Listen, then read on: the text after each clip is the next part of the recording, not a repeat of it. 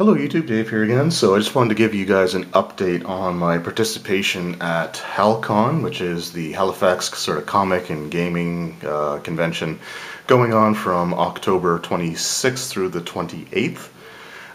So this year I volunteered to run some RPGs at the event, and I was approved, and I have my schedule now. So I'm going to be running a total of 4 different gaming sessions over the course of the 3 days, and I will be running adventures for D&D 5th Edition, Starfinder, and the Dragon Age role-playing game. So I'll be doing dipping my toes into quite a few different pools here. The D&D 5th Edition adventures are just sort of homebrewed one-shots that I had created, and I will be running those. I'll be running one of those on Friday, and the second adventure I'll be running on Saturday. So the schedule that I have is on Friday. I'm running a session from 4 p.m. until 8 p.m. and then I'm running another game right after that from 8 p.m. until midnight.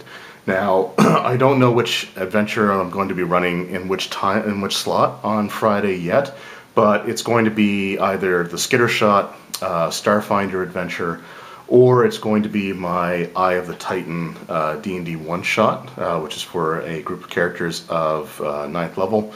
And each of these adventures that I'm going to be running will be using pre-generated characters, just so that we can get basically right to the gaming.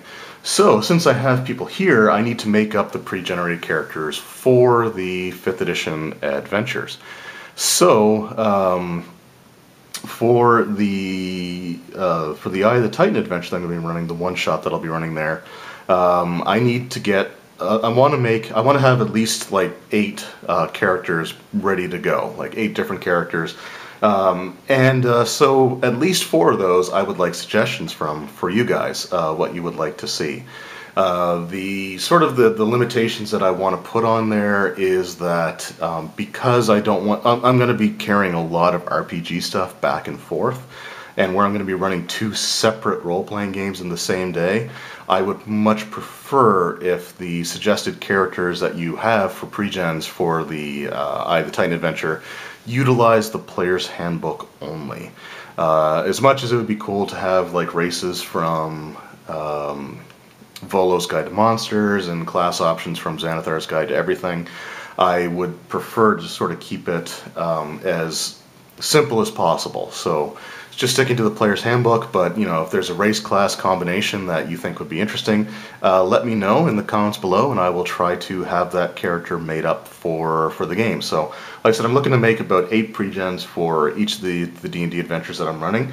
That way there's choice. Like, I don't want to make just 4 characters for the D&D games and have like the players have to choose, you know, from that very limited list. So I'm assuming I'm going to have 4 players per adventure or per session, so if I can have double the characters available for it, then that's what I'll do for the D&D ones. So it's like I said, so on Friday I'll be running from 4 p.m. until 8 p.m. And from 8 p.m. until midnight, and it's going to be either D&D 5th edition or Starfinder. And once I get the actual schedule out for that day, I will let you guys know.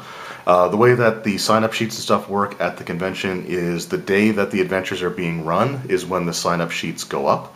So it's not one of those things where if I'm running something on Sunday that the sign-up sheet would be available like all weekend sort of thing. But anyway, so that's what I'm going to be doing on Friday. On Saturday, I'm going to be running a introductory D&D adventure for first level characters, and I'll be running it in what's called the Inclusive RPG room. And basically what that is it's a room sort of set aside from the open floor that most of the other games are taking place in. And there's several different reasons why, you know, they would want to have a room like this set up. One of the big things that I think is beneficial, and one of the reasons that I kind of wish I could have run all of my games in there, is that it's isolated enough that you're not going to have like sensory overload. So if you're overly sensitive to various like stimuli, and if you get overwhelmed by, you know, lots of noise and movement and stuff like that, then this is the room to sort of go into. So So I'll be running, that'll be a first level adventure, and I'll have pre-gens for that as well. I've already got, I think, 3 or 4 of them made up at this point in time, and I'll make another 3 or 4 before the event. So that's on Saturday, and that is taking place from 2 p.m. until 6 p.m., if I recall correctly. And then finally, on Sunday, I wasn't actually originally scheduled to run anything on Sunday, but I wanted to be able to do something.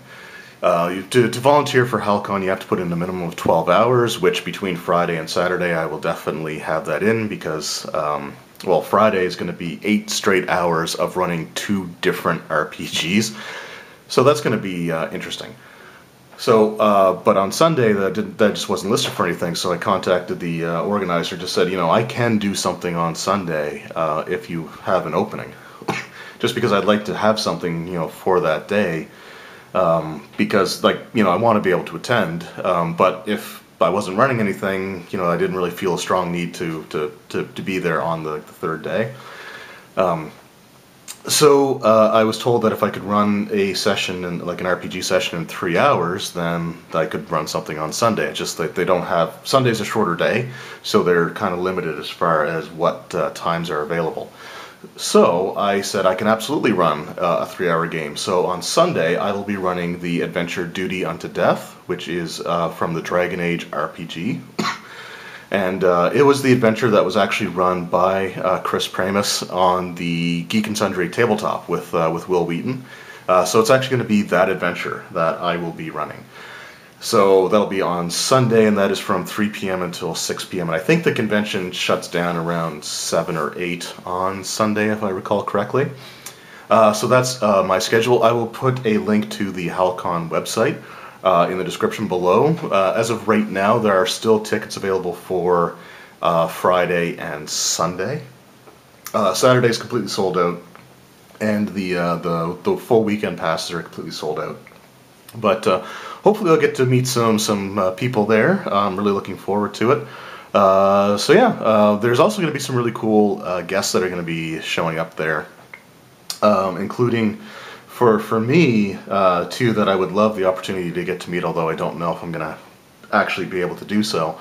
But 2 individuals that were on one of my favorite shows of all time, Star Trek: The Next Generation.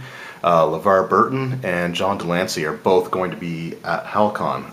John Delancey's going to be there for Friday and Saturday only, but I think LeVar Burton's going to be there for the full weekend. So it'd be really, really cool to get a chance to meet Geordie LaForge and Q, but we'll see how it goes. But there's those individuals there. And there's a few others, pretty decent names as well, that are going to be there. And again, you can see that in the link. I'll make sure to include it in the description. So anyway, I just wanted to give you guys that update, and hope to see some of you there if you're in the area. And yeah, so thanks for watching, guys, and we'll see you next time. Take care.